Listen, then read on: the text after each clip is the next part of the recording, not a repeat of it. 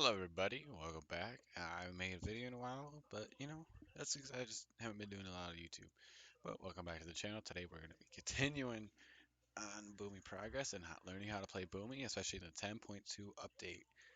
So, a few things you need to know. There's two types of way of playing Boomie. One, you can play for the Starfall build, which is mainly the main RBG build, with like something similar to this, or you could play the Arena type build, which will probably look something similar to this, where you don't take Starfall at all and you just run a more of a single target build. Now, notice there wasn't a whole lot of abilities that changed. However, that's just because there's not a whole lot of single target things that you don't run in RBGs.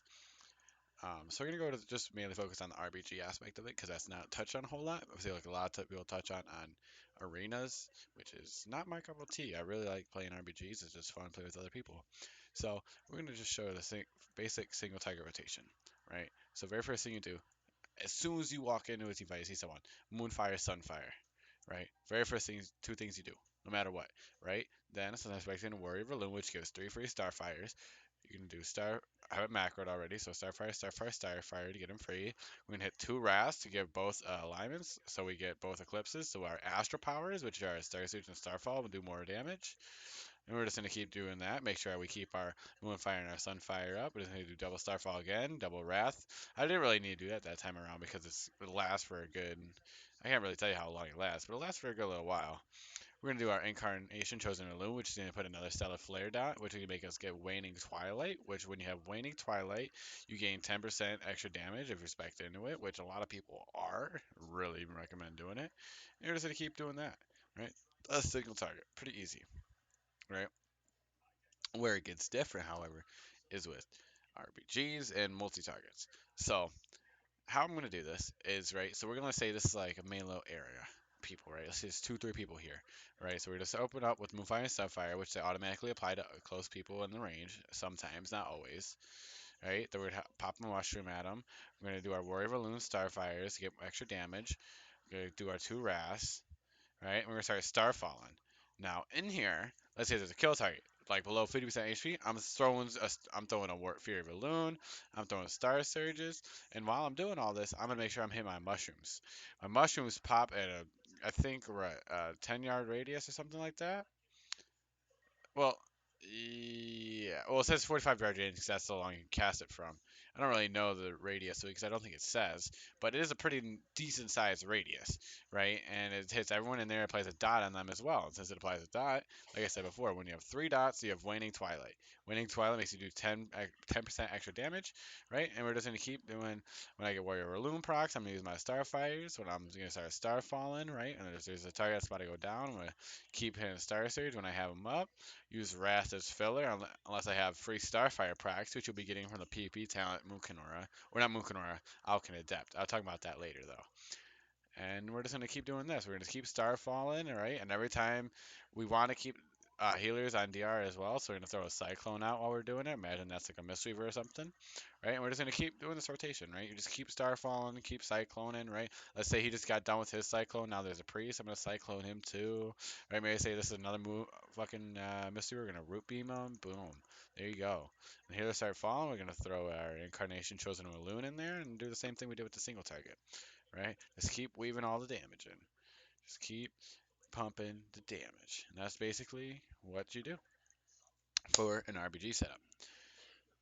Okay, so now, what else? You might say, well, for example, right, here's a few things I'll go over.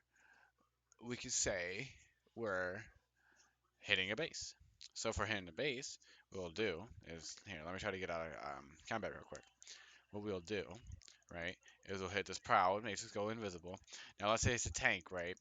And let's say I'm not running Hibernate. A lot of people choose to run Hibernate. I usually don't, even when they have a tank on their team, because oftentimes I just don't find the time to use it because I'm not always hitting a base. All right, so we're gonna go invisible. We're gonna go up. All right. Let's say this is Deuce in the base, right? Let's say it's a rogue, right? There's a billion different things, a billion different ways to hit a rogue, right? Well, I guess we won't do rogue. We'll do hunter, right? So we're sitting in a base. We're sitting invisible, right? And basically, if let's say a hunter comes up, right? Or anyone, you could really say anyone, right? Anyone comes up, right? Very first thing you do, Very first thing. Super loud. Boomies mess up. They're capping the flag. Run right up. And cap roar. Travel form. I'm inside, so it's not gonna let me do it. Travel form. Jump away. Moonkin form. Moonfire. Okay. Three things that does. One, gets you away from the flag. Two, can get that it disorients them for about 3 seconds, right? So it gives you time to run away, get away from the flag, and put a dot on them, right? So now they can't cap the flag, and now they have to chase you around, right? So I'm gonna put a move fire, then I'm going right into shadow meld. I didn't mean to go cap form. We go right into shadow meld, right? Now you might say, well, you're just gonna go right out combat. You're correct. Because you're in combat, so you're gonna come pop right out. That's okay though, because instead of putting a moonfire, what you can do is you can end cap roar, run away, then shadow meld, right? Then he's gonna look around. He's like, oh the fuck, where did he go, right? So then from there, you wait till he pops you out, and if he doesn't pop you out, well then you just throw a moonfire at him next time he tries to cast.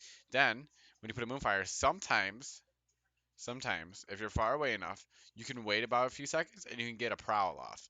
Then you can go invisible, right? And then you're invisible again. He's like, what the fuck? And by then you're going to have a peeler because you done wasted a good 10, 15 seconds of his time just fucking with him. Now, let's say you can't go invisible after you run away, right? Let's say he hits you with something, right? Then what do? You root beam. No matter who it is, you root beam him, right? I'll put a root beam macro down in the description. You're gonna root beam them. That's gonna stop them from casting at you. That's gonna stop them from moving, and they're rooted. Then from a root beam, you're gonna wait a few seconds, about 2 or 3 seconds. You're gonna start casting cyclone them. So now they're gonna be stunned for at least a total of 13 seconds of the time they're at the base, plus a few seconds for you know when I was jumping away. So 15 seconds. Again, that should be more than enough time to have a peeler come there to your base. Unless it's like you're sitting at farm and like your team is all at ruins on, let's say, not AB, but Agent Arathi. What's the name? I'm blanking right now. I don't know why I'm blanking, but let's say it's AB. You're sitting at farm and there's your whole team's at stables. Then you can understand it. Situation, but still. And then let's say after Cyclone, he trinkets. You just Moonfire him, and then you just use your defensive, stay alive. Now, if it's two people, you kind of do the same premise, but it's not really as much you can do. You can try running away and just using your mushrooms as an AoE, and then going into bear form, hitting Heart of the Wild, and frenzied regenning, right? Every time you go below 80% HP to get yourself back up, right? And that's basically what you just gotta do, and you can just swipe at the flag, AoE. So that's covered sitting a base. I'm not gonna cover taking a base because if I try to cover taking a base, there's way too many scenarios, way too many options. Basically, just the gist of it though is you gotta try to get them out of what they're doing. So you start capping, they might sap you, right? You gotta just keep capping. When they come out, you trinket, and cap roar, get them out, run away, root beam, go back to flag, start capping, and cyclone if you can. That's if they don't have a trinket. If they have a trinket, it's way more complicated. It's gonna be hard to take a base as it is. So there's that. So we covered. Now I'm going to cover the PvP talent aspect, right? And my game froze. My game froze.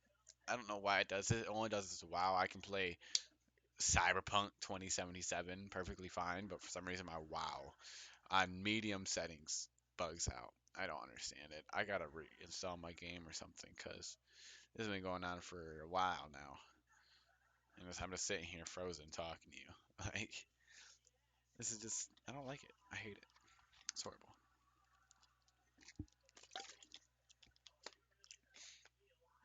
Still frozen. Jeez.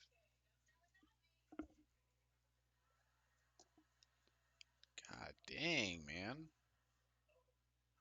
Still frozen.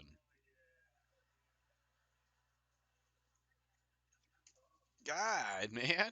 Still frozen. What the hell? Still frozen.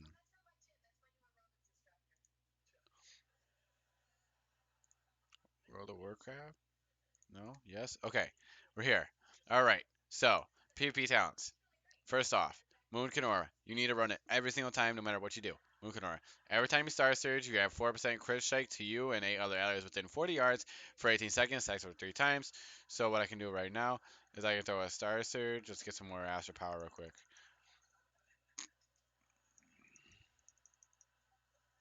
Star Surge, Star Surge. Notice I'm at 29% crit now with 70% haste because I'm in fucking both my eclipses. That's a lot of haste.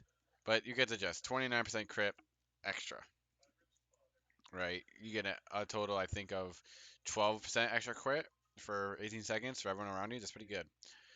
Then, Alkin Adept, also almost mandatory. Basically, every time you take damage, um, you get free Star Surge procs as well as um, it can stack twice now, right? So you can get two free Starfire procs, not Star Surge, Starfire procs, right?